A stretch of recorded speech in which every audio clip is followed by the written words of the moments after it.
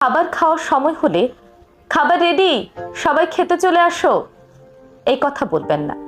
বিশেষ করে আপনার সন্তানদের সামনে তো এই কথা কখনোই বলবেন না। কারণ আপনার পরিবারের সদস্যরা কোনো অতিথি নয় যে আপনি খাবার রেডি করে সবকিছু গুছিয়ে টেবিল গুছিয়ে তাদের ডাকবেন আর তারা এসে খেয়ে দিয়ে আবার অতিথির মতো সবকিছু ফেলে রেখে চলে যাবে। বাংলাদেশে বেশিরভাগ পরিবারে মনে করা হয় খাবার গোছানো, টেবিল গোছানো, খাবার সামনে তুলে দেওয়া শুধুমাত্র মায়ের কাজ। এটি একটি ভুল ধারণা। পরিবার যেমন সবার, তেমনি খাবার রেডি করা বা টেবিল রেডি করার মাকে সাহায্য করার দায়িত্ব কিন্তু সবার। পরিবারের বাকিরা বাইরে থেকে আসা কোনো অতিথি নয় যে তাদের সামনে 3 বেলা খাবার এবং পানি তুলে দিতে হবে। বাংলাদেশে এমন অনেক মানুষ আছেন যারা নিজের পানিটুকু পর্যন্ত নিজে ঢেলে খান না, বরং ঘরের স্ত্রীর উপর নির্ভর করেন যেন তারা পানিটুকু পর্যন্ত ঢেলে খেতে পারেন না। তাই আপনার সন্তান যেন এমন না হয়, তার জন্য ছোটবেলা থেকেই ঘরের কাজে তাকে